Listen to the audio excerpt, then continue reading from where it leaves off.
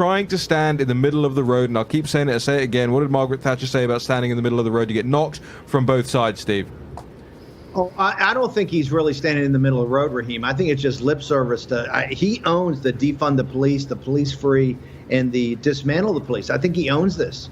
And people are going to make a decision, whether you want some semblance of social order or whether you stand with Joe Biden and others that want to basically have police-free cities. You just heard Bishop Shines. Remember, they're volunteering the Bishop Shines of the world to be at the front, at the leading edge of this. This was the story in the New York Post about what defund the police means. It's social workers and the clergy that are going to be the front line. And Bishop Shines is telling you right there, it's ridiculous on the face of it. Yes. It's absurd. One thing I want to go, but I do think the Republicans, why do we have to wait till Nancy Pelosi comes out with an 800-page bill on policing? The Republicans, to me, although they're in the minority, I understand they can't drive legislation. Plan beats no plan. And I think people got to be a lot more aggressive in supporting the president and coming up with ideas and these concepts. And right now, to me, the guys on Capitol Hill just seem like they're totally reactive. So I want to pivot, though.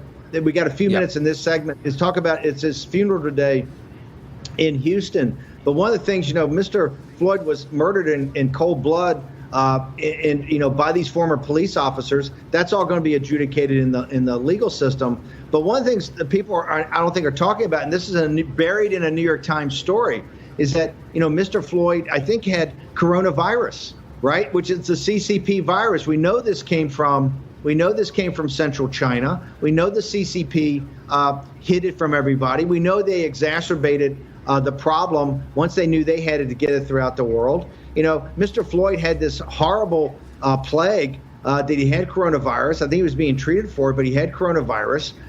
In addition, he had some fentanyl, I think traces of fentanyl in the system, which is the drug that they're forcing through the cartels in Mexico up into the United States that's poisoning people, particularly in these upper Midwest cities. In addition, I think they were called because some controversy about a $20 bill. We know that the CCP, from all the intelligence reports, is trying to force counterfeit currency into the United States as one of their weapons against us. So if you look at just those three forces of how the CCP, helped destroy Mr. Floyd's life. Now, they're not, the police officers murdered Mr. Floyd, and they're up for murder, and they're going to be put on trial for that.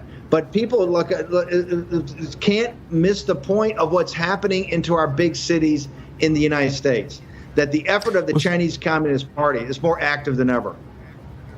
Well, Steve, I also want to just add to that as well. It's a really important point about this counterfeit money strategy. There was a story from January the 27th from the local press in Minnesota, which showed that $900,000 in counterfeit money had been seized from the International Falls port of entry, and that the Customs and Border Protection Agency said the counterfeit money was found in a commercial rail shipment that originated in China. Now, they found 45 cartons of counterfeit $1 bills, and sources have told me in the last couple of days that while George Floyd may have been, there may have been some handling of some counterfeit $20 bills, and CBP hasn't found any counterfeit $20 bills at the port of entry, that actually what a lot of these counterfeiters do is they take the paper from the $1 bills and repurpose them into other bills. So there are three legs to this stool of how George Floyd's life has effectively been attacked and destroyed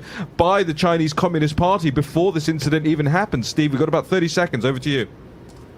Well, no, I think, look, hashtag Warroom pandemic. We want everybody involved in this conversation. The community's added so much, the news stories you're putting up, et cetera. So we want everybody to participate in that. Well, we're really grateful for everybody out there who is contributing to this show, who is sharing it, who is subscribing to it, the people who are leaving us reviews on the podcast. Every single time you take an action, whether it's a retweet, a reply, a quote tweet, a like, a share, a subscription, a review, every single action you take helps this show land in more people's inboxes and helps more people get to the bottom of this thing. The signal through the noise. War and Pandemic back with Raynard Jackson in just a moment.